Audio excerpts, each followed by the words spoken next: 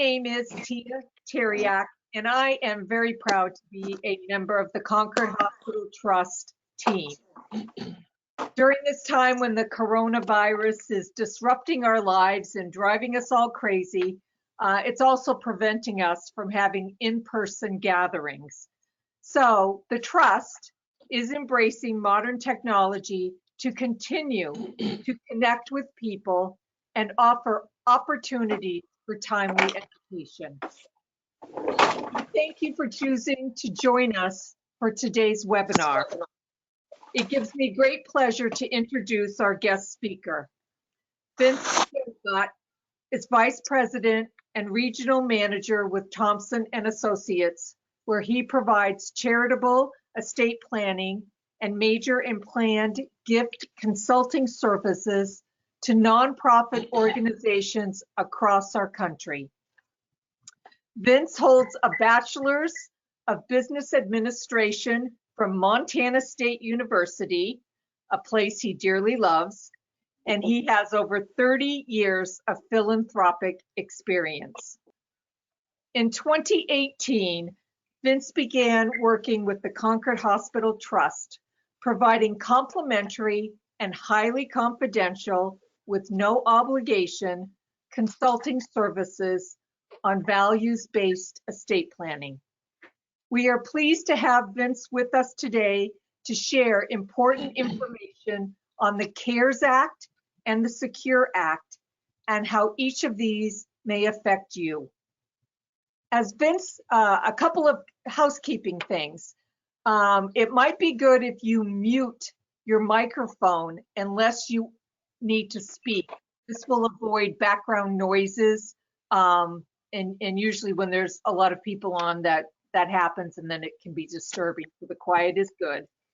And then the second thing, on your screen at the top right, you should see like a little bubble, like on the comic strips where people are talking, there's a little bubble. And that's the chat feature. And as Vince goes through his presentation, some question might come in your mind.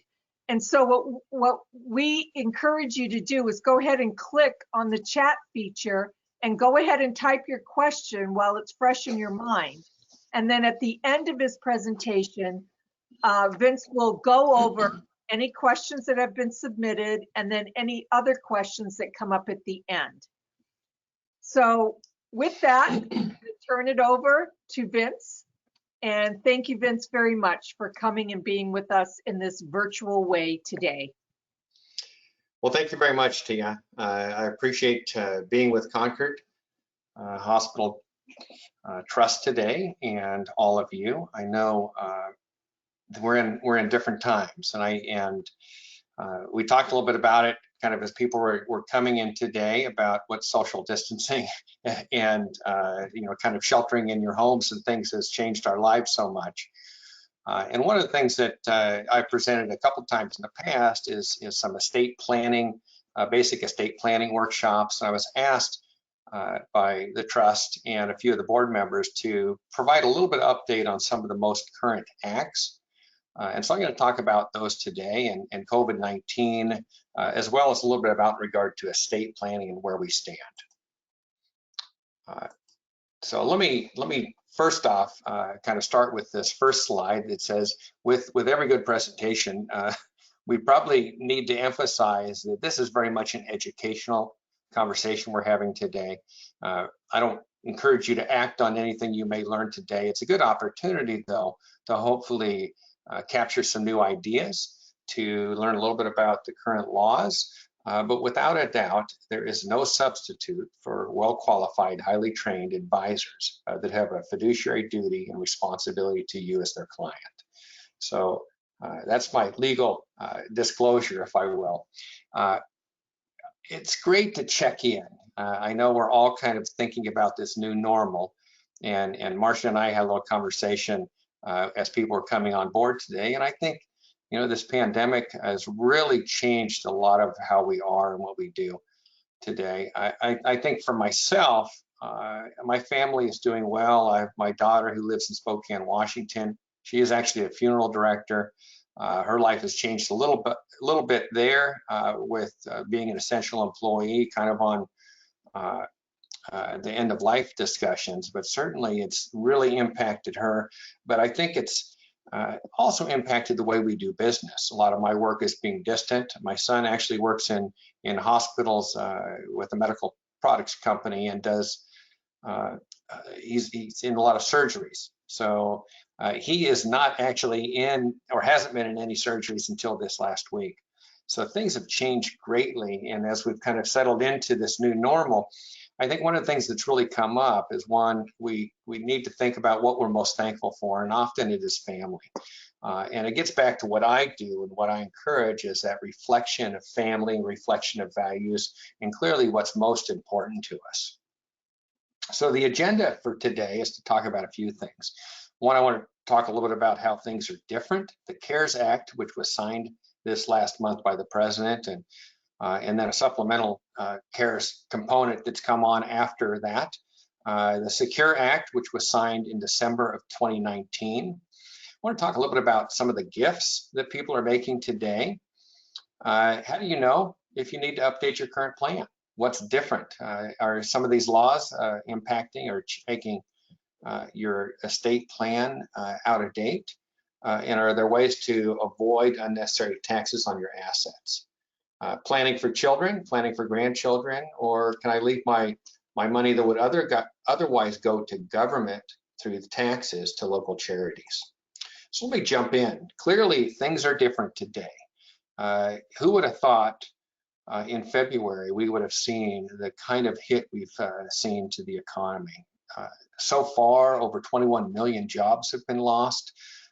Jobs in this global pandemic have all over the globe. Certainly there's been impact, but just in the United States, over 21 million people have lost their jobs and filed for unemployment. Unemployment has hit 14.7%. It's likely to go higher. I know in many of the states, the recovery may take a while. Markets have been very volatile. Where you see the stock market go up 400 or 500 points, and the next day they're down 400 or 500 points. It seems very uncertain. There's a lot of questions about the recovery. How long will it take? How quickly will the states be able to roll out and phase into getting back to some semblance of normal? Estate planning seems more important today, I think, than it has in the past. We're thinking about our own mortality. I think COVID-19 has certainly brought a lot of that to the forefront. But when you think about your own wealth, and I've talked to some people that have kind of put things on pause because they felt they'd personally been hurt by this downturn. But this storm will pass like storms in the past have done the same. And I've added this little chart here, a global financial data that came out in the middle of last month, looking at past economic recoveries, and just as it relates to new bull markets. We don't know when this recession might end. I think we've already begun one. The business cycle has certainly been crippled by this pandemic. But when it does end, it usually comes back pretty quickly. And you see some bounce that comes in the market. So we do know that it might be pretty bleak right now, but in the end, I think we're going to come out of this like we have all the others before. So let me jump into the CARES Act and what you really need to know. There's some important provisions that came out in regard to charitable giving. One of them, for those that do not itemize, is being able to deduct up to $300 of charitable contributions. And this is an above the line deduction. That means they get to take it off their adjusted gross income. And this is per tax filing. So if it's a married couple filing together, they get to take the $300 off. And this is really important because with the tax reform that happened in 2017, it reduced the amount of people who need to actually itemize their taxes.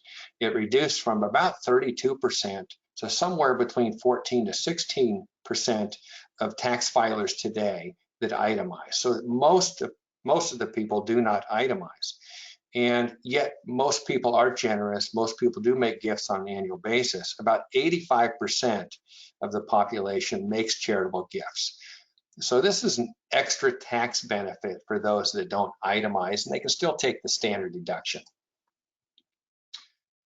Individual taxpayers who do itemize actually have an increased benefit in 2020. And both of these updates are for 2020.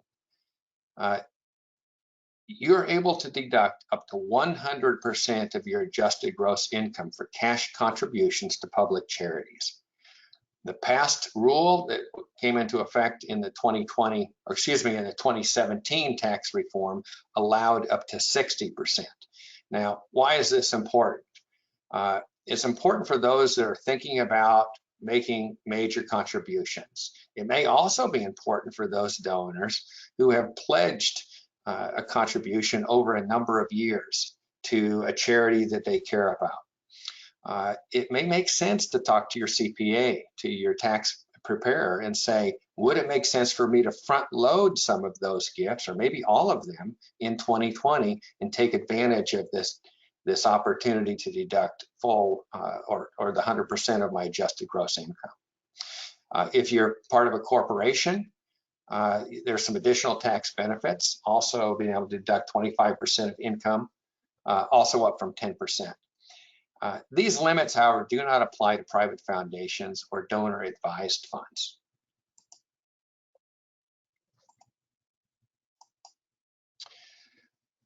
There's some other important benefits for individuals in regard to required minimum distributions from their deferred compensation plans, whether it's an IRA or 401k. You're able to either forego your distributions if you hadn't taken them yet for 2019, or completely forego them as well for 2020. So they wanted to, I think Congress wanted to be cognizant of the fact that a lot of IRAs and 401ks really took a hit with the downturn in the stock market. And so if folks did not need those resources, they're going to get the chance to defer those to future years. So it really allows a benefit. And this, I think, the first time that I've ever seen this, where there's a waiver for those taxpayers that they do not have to take from their IRA distributions in 2020. The Paycheck Protection Program, perhaps you've heard a lot about this in the news. It's open for small businesses and nonprofits to try to keep people employed. It allows up to 2.5 times average monthly salary for payroll expenses. It's probably for the first time open to sole proprietors and independent contractors as well. But it covers things such as payroll, rents, mortgage interest, and business utility. It's payable back over a 2-year period at 1% interest, and it is administrated through your bank. The first tranche of $360 billion was gone extremely fast.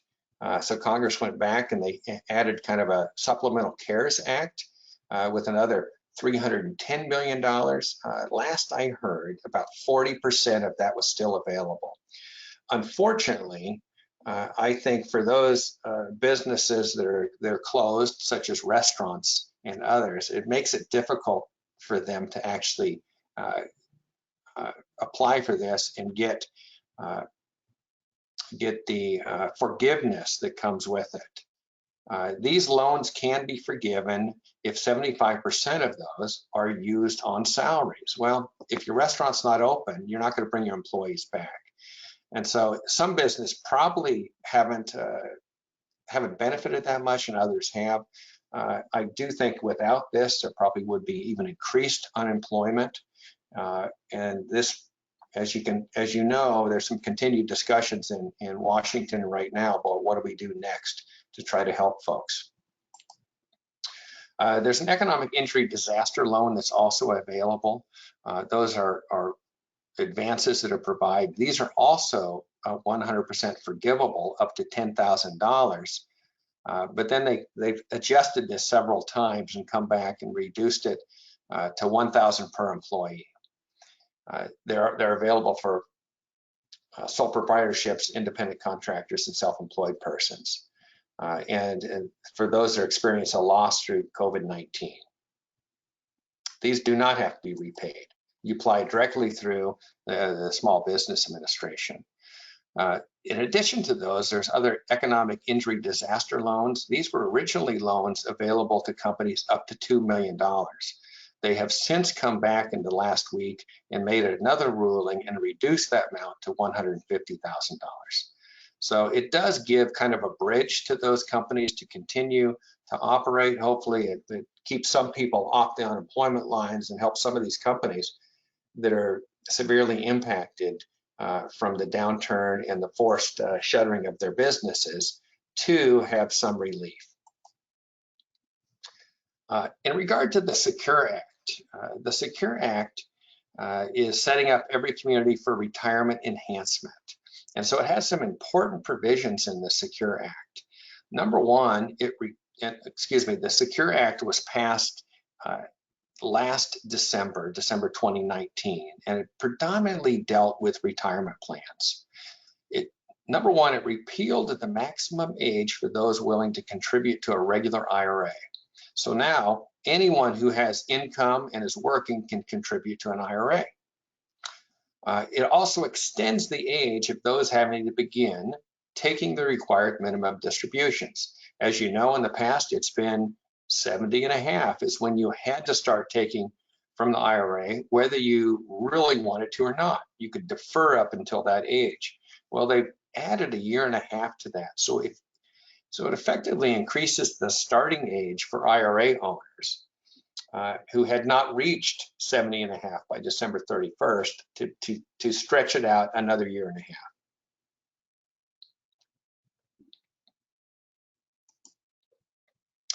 There is a warning, though, for those that make qualified charitable distributions from their IRA. And under prior law, individuals could make gifts to charity as long as they're over 70 and a half or older. It's limited only to traditional IRAs. And maximum gift that they can make to charity is $100,000 per year, and they had to be public charities. The problem with the new law in allowing people to continue to make gifts to their IRA is that they may not get the full benefit of the qualified charitable distribution. So there's an anti-abuse rule that put into effect. So if you do make continued contributions to your IRA after you hit 70 and a half, you may not be able to get the full benefit if you make contributions to charity from your IRAs as well. So I don't know if anybody falls in that situation in our group, but it's something to keep an eye out if you do contribute to your IRA and make charitable gifts as well. Definitely speak to your accountant about that. The biggest change, though, in regard to the Secure Act is how IRAs are treated for non-spouse beneficiaries. In the past, your spouse, your children could inherit the IRA and stretch it out over their lifetime. That has now changed for non-spouse IRAs. The maximum you can stretch it out is a 10-year period. So you have to limit it to 10 years. You don't have to take it all out evenly over the 10-year period. You could save it till the 10th year to withdraw it for non-spouse beneficiaries. But it provides some new planning challenges for people who have maybe spendthrift heirs that don't manage their money well, or that possibly have some other medical issues or things where you might want to provide for a stream of income over a longer period than 10 years. So what's the COVID-19 impact on philanthropy? Well, we know there's a huge impact short term. It's definitely changed the way we look at hospitals, and hospitals had to adapt to many of them, not having elective surgeries. Their revenue stream has been crippled in many ways.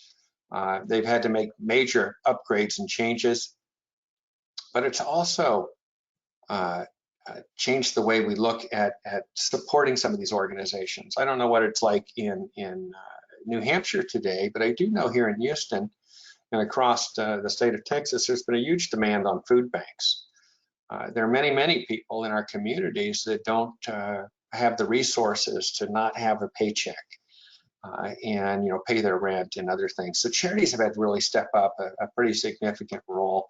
At the same time, some people might be challenged financially, impacted in their own lives.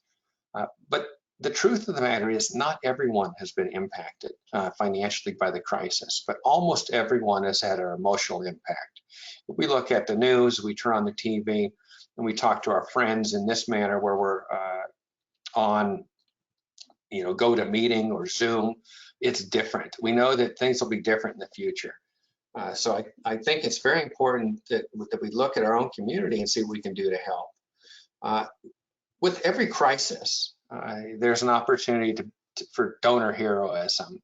Certainly, heroism is not just limited to the rescuers, the first responders, the hospital staff, those that really contribute and support us in the community. But it's really about the choice to rebuild, to renew.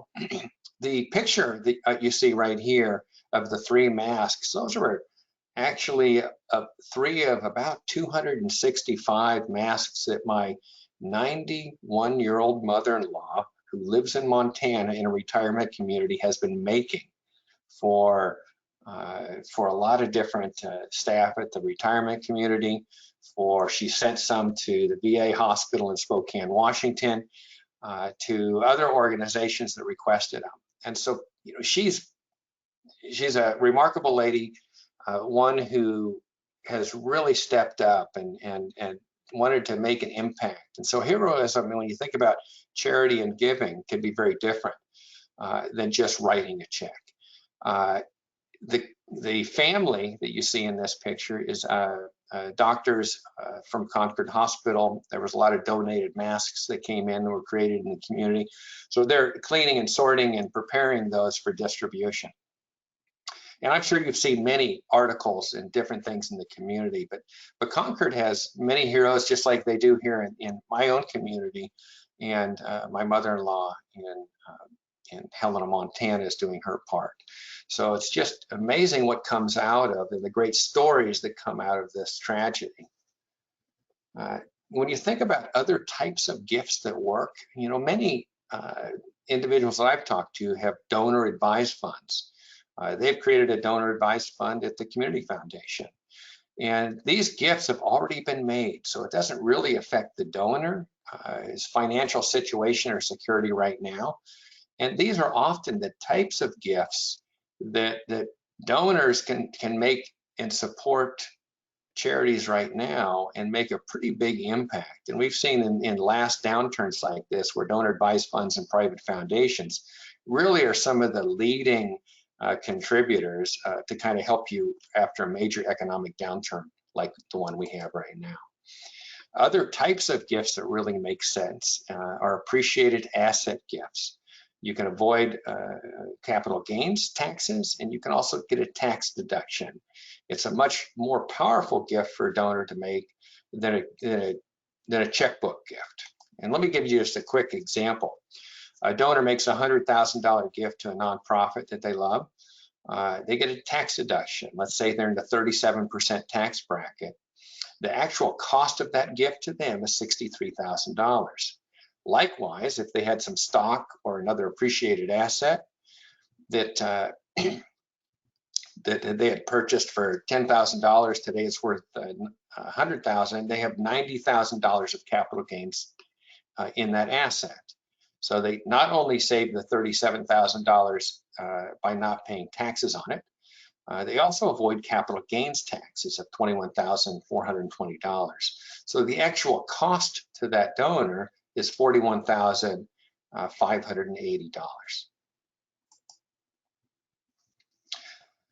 When we see markets fluctuate like we have, significantly moving back and forth,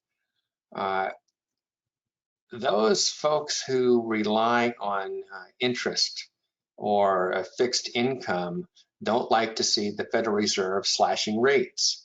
Obviously, I don't know if you have any CDs or passbook savings or other things you rely on market rates. We've lost probably a good decade or more with the downturn and really keeping interest rates very low. Charitable gift annuities in this type of environment make a lot of sense. If you're philanthropic, you care about and you support nonprofit organizations in your community, charitable gift annuities allow you to take a tax deduction now and get a stream of income for the remainder of your life or the life of you and another person. And so depending on your ages, this might make sense for some donors to think about and really, instead of having a CD in the bank, have a charitable gift annuity at the charity and have a guaranteed stream of income that's based on your life. Charitable remainder unit trusts also make sense. From the standpoint of the Secure Act, I had mentioned that you're not allowed to stretch out IRA type gifts any longer. Oh, let me back that up. So an IRA gift in this situation, if you look at a widow age 79, have a home, an IRA, and other assets, a total estate value of $635,000. At their death, if they wanted to make a charitable gift and provide a stream of income to their heirs, 5% payout for 20 years. And then at the end of that 20 years, the charity would receive the remainder in that charitable remainder trust. So the heirs would receive $367,000 outright and $268,000 over time. So the value of doing this is the Secure Act limits IRA payouts up to a 10-year period. So if you want to make sure your family receive a stream of income for a period of time, they're not allowed to stretch out that IRA anymore. For some folks, this might make a lot of sense. Other ways to make gifts that don't have any upfront costs is just a simple gift in your will, or a beneficiary designation on an IRA or a 401k. There are some other gifts that provide tax benefits now, like a retained life estate. Say you have a vacation home or a farm or something like that. Those are benefits that give you tax deductions now, but you can still enjoy the lifetime use of that property. So if you consider the big picture and you consider about estate planning, this is the one opportunity most of us have to really plan our single greatest asset and have a very big impact on our family. It's the largest transfer you'll ever control.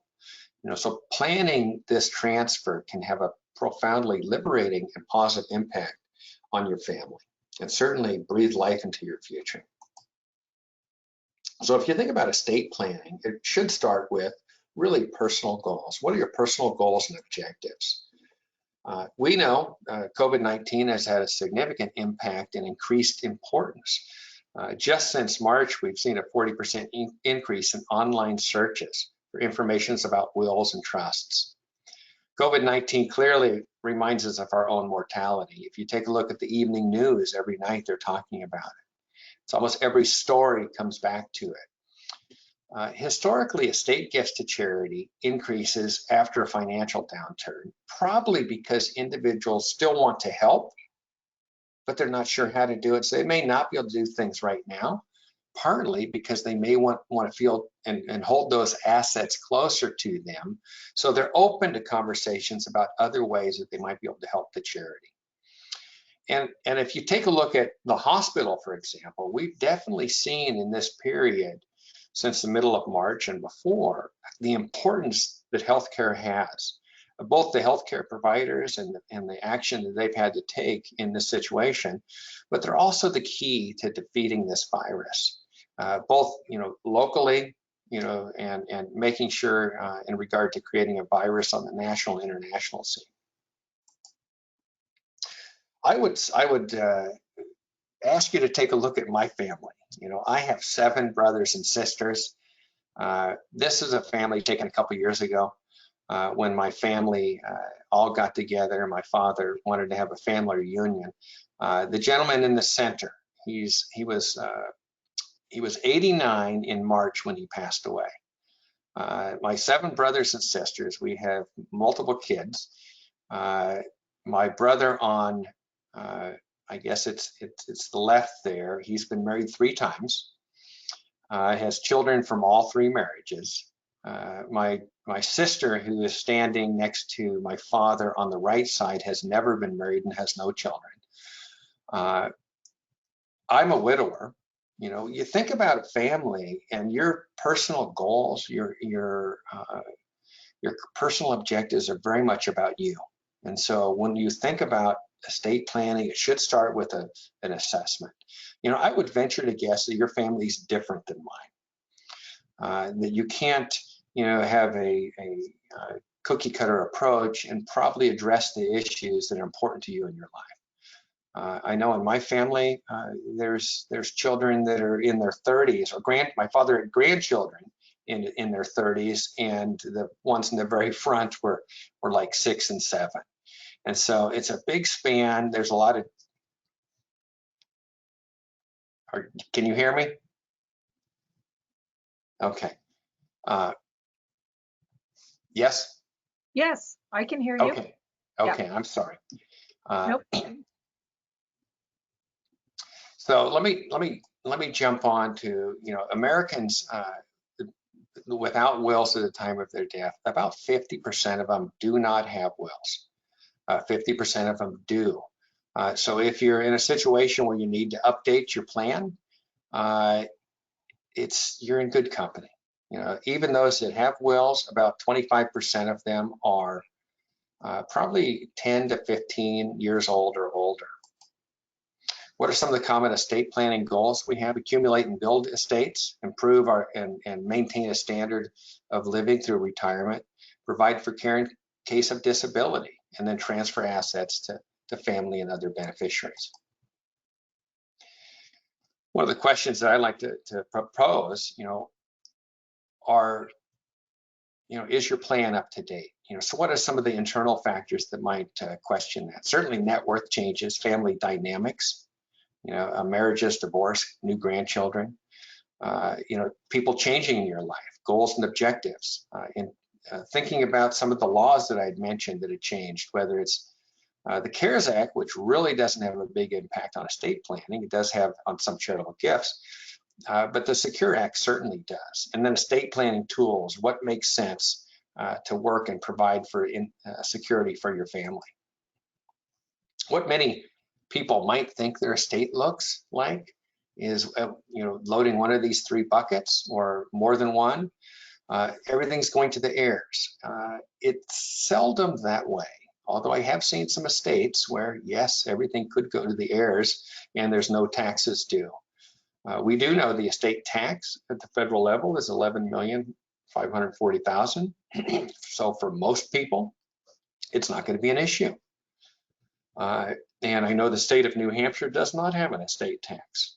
So that's not an issue. It's often when we think about talking about taxes, it is the income tax burden. So if you want your estate to kind of reflect something a little bit different, you know, you want to get an assessment of what you have in your estate, from real property, business and investment interests, tangible personal property, and life insurance. Some of the proper planning often looks like a juggling act. I had mentioned the estate tax is often not an issue we're dealing with anymore, but, you know, possibly income taxes could be a big part of that. Capital gains, possibly, gift taxes for some families. Family dynamics, personal goals, and probate laws in your state are very important.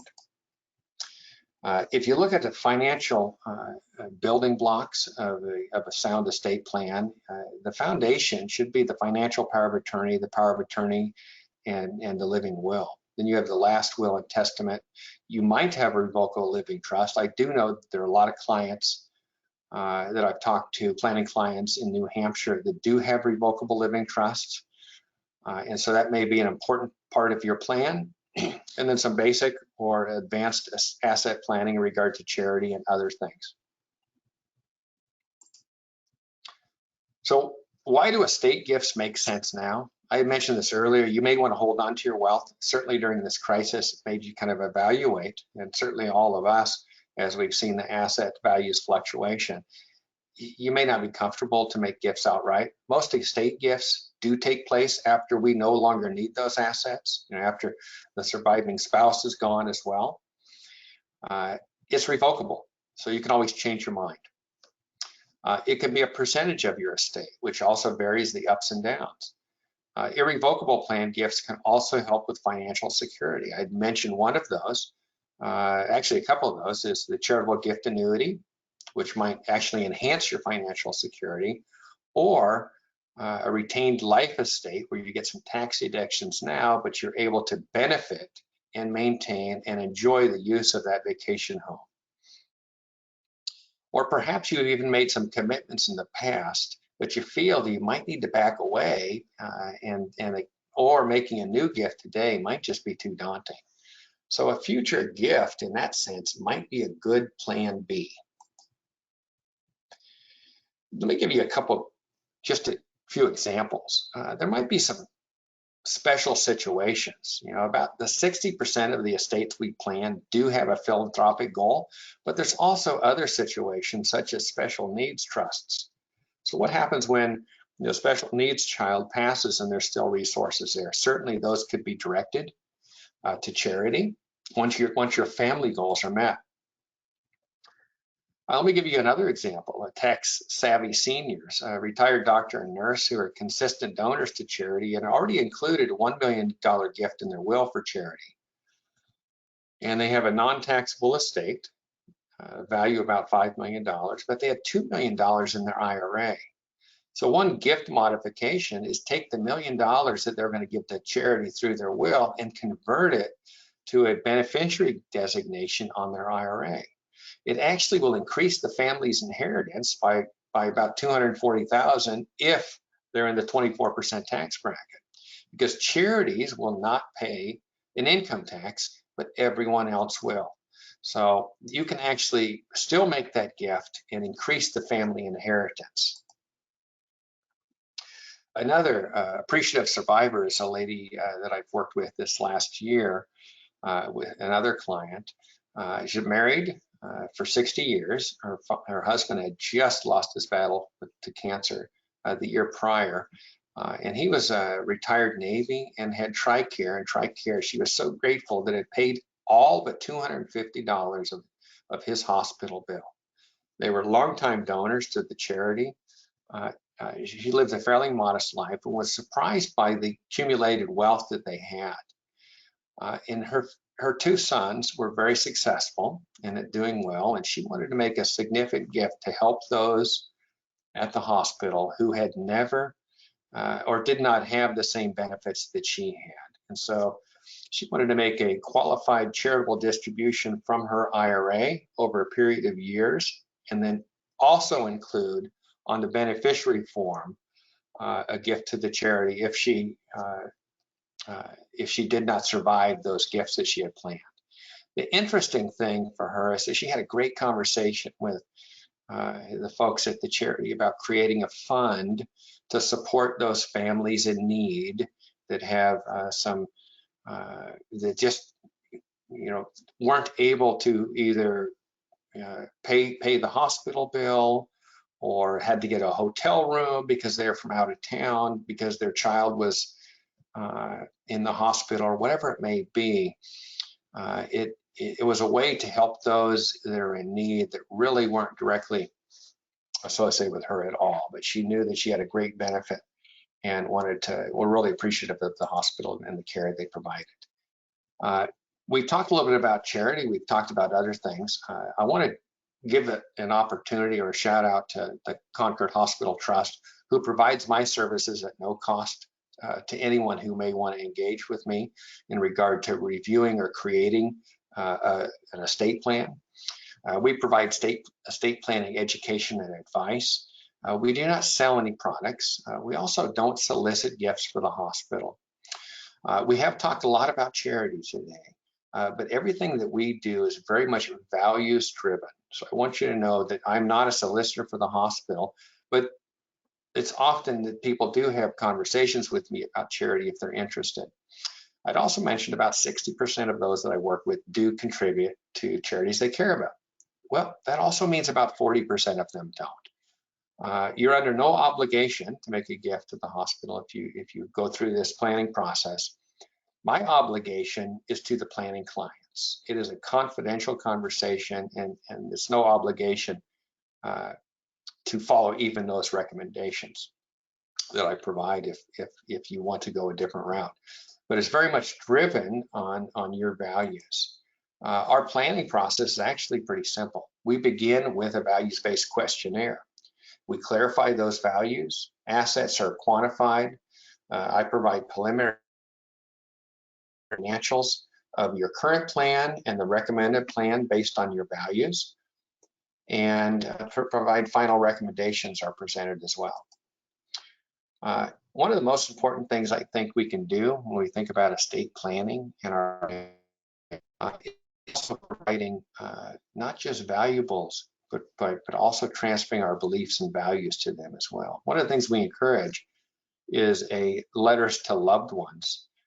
Why not plan your estate to help your family continue those beliefs and values, transfer more than assets, a piece of yourself for future generations.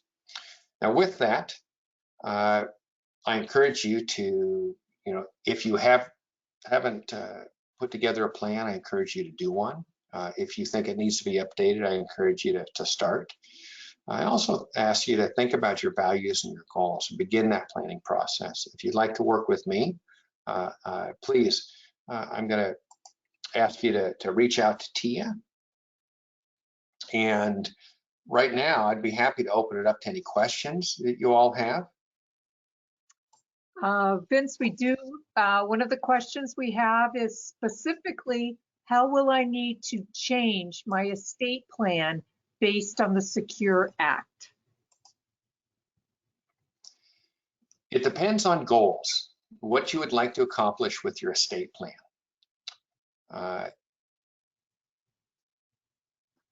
If you could be a little bit more specific, the Secure Act really relates to retirement assets. So if you're comfortable with your heirs receiving your IRA or your 401k and getting that distribution within a 10-year time frame, you may not have to change anything. You're just not allowed, or they're not allowed, to stretch it out over their lifetime anymore. Let me give you an example. I mentioned, yes, you need to unmute. Sorry, we're going to run. We've got another appointment, but thanks, Vince. It's great to see you. All right, thank you. Talk soon.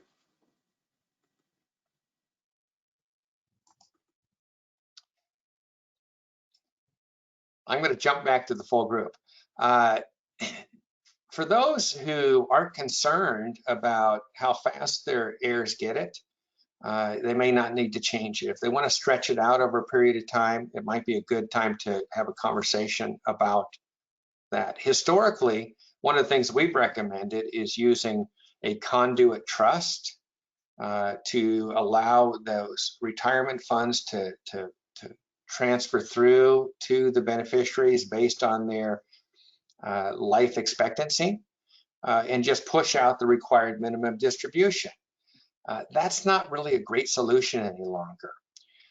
In some cases, we're encouraging an accumulation trust. An accumulation trust might make sense for those that want to make sure those assets are preserved for a longer period of time than that 10-year period.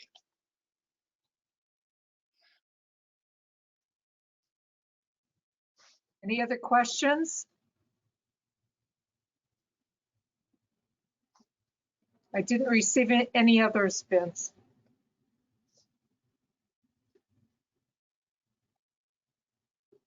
Okay. Well, thank you all for your time this afternoon. Yes, thank you, everyone. We appreciate you tuning in, and please stay healthy and stay safe.